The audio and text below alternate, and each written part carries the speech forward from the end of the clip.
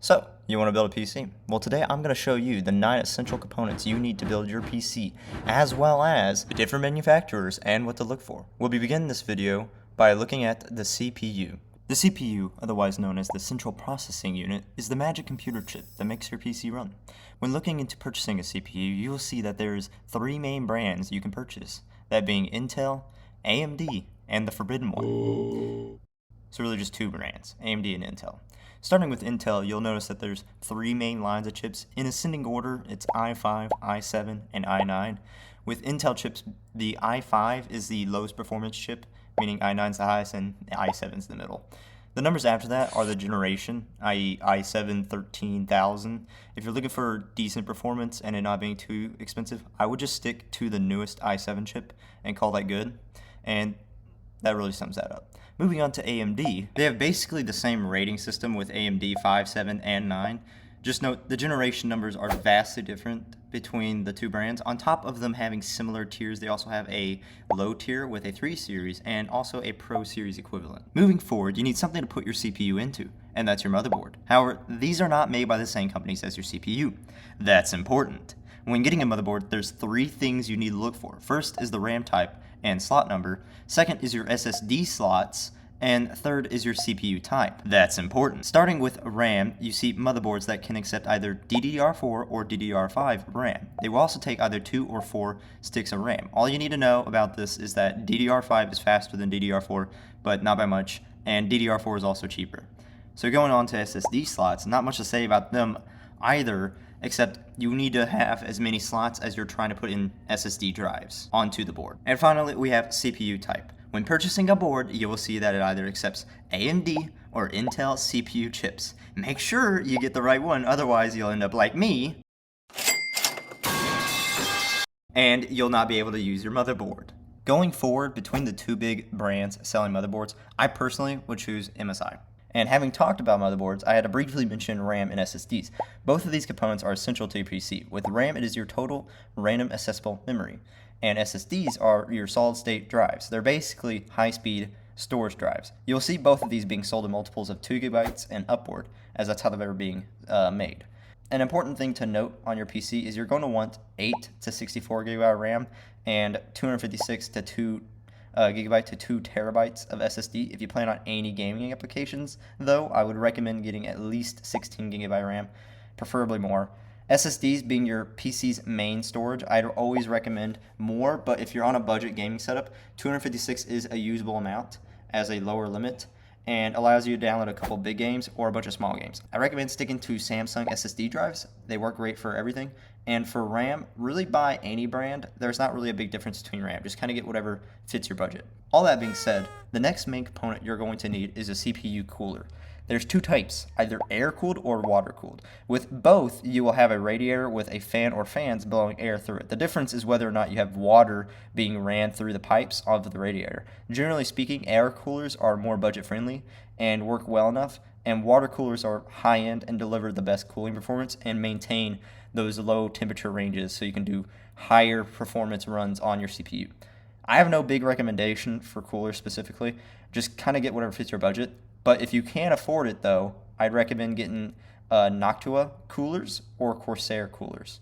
The next biggest expense when building your PC is the GPU or graphics card. As the name implies, it runs the graphics on your computer. And the better it is, the more you can process on the screen at one time. The big brands for this are NVIDIA and AMD. Starting with NVIDIA, they have 4 generations I would look at if buying currently. That being the 20 series, 30 series, 40 series, and 50 series cards. And each generation is 5 tiers, that being 50, 60, 70, 80, and 90. As well as having a Super or TI edition, usually for the more popular models, and those come with higher performance metrics than other cards of the same generation tier. Now, going over AMD GPUs, you'll see that their generations are also in the thousands, but their oldest recent series starts at like 5,000, and for PC GPUs goes 5K, 6K, 7K, and 9K. They skip 8K to match their CPUs and to reserve 8K for like laptops and like other mobile devices.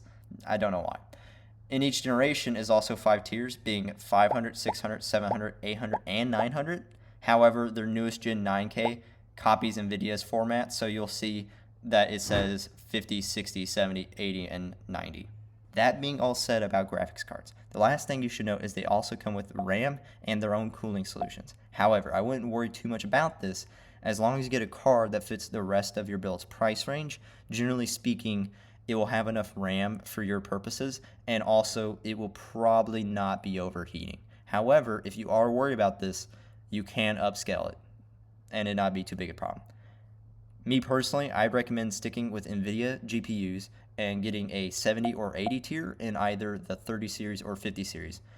I just don't personally like AMD, so I don't use them. Moving on to your next and final three parts, you have your power supply, PC tower, and software. Starting with your power supply, there's not much of a big difference between the brands that are out there. What you're looking for instead is the watts capacity and the rating of the power supply, i.e. gold, platinum, silver, etc. Depending on how many watts your PC will use is how big a power supply you will need.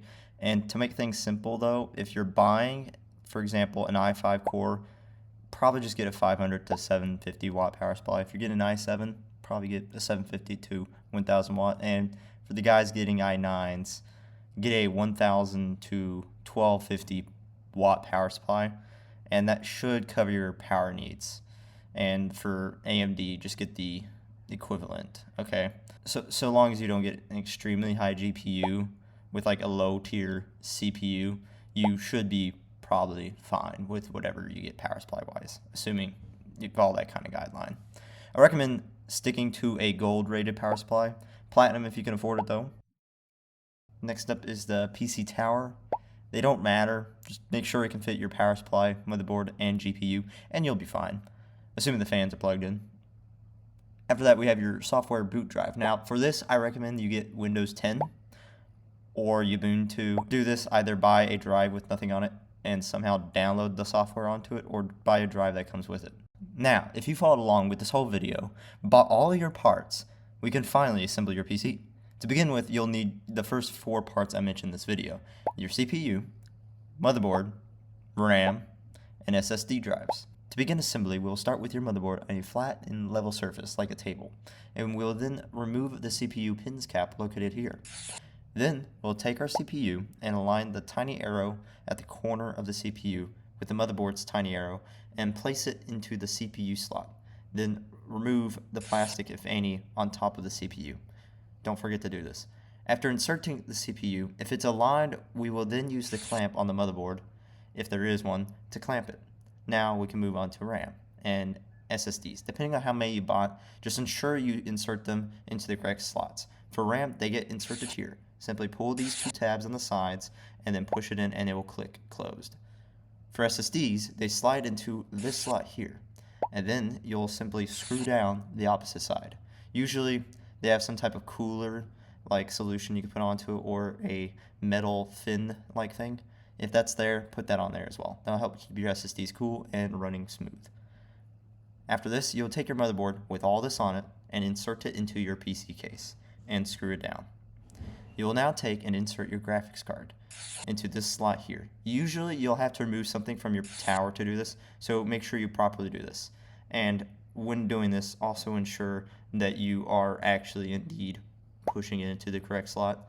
Read your motherboard. It should tell you which slot it is on the box. Next, you'll want to put your cooling system to your CPU.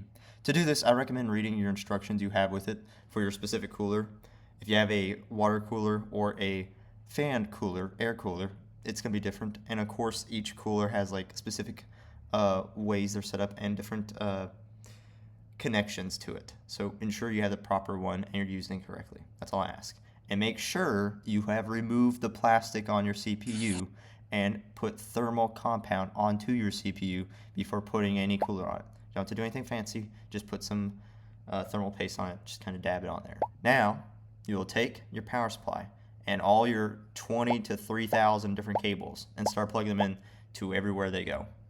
Good luck. After having done all this, you now have your PC built. If you did everything right, when plugging into the wall socket, you should see a green light on your motherboard, and your PC will now boot into the BIOS screen. This is where you'll take your flash drive with either Windows or Linux and plug it into the USB slot on your PC tower or your motherboard ports. And it should pop up here. And then you select it as your boot option. And from here, you now have your chosen system running and your PC build is complete. Simply log in or set up whatever account it is for your OS. Thank you for watching this video. If you enjoyed, please subscribe, leave a like, and comment. Mac user, if you went to the end like this, and you're like me, and don't actually use a desktop PC anymore, and instead use a MacBook. And that's all I have for you. You have a blessed day.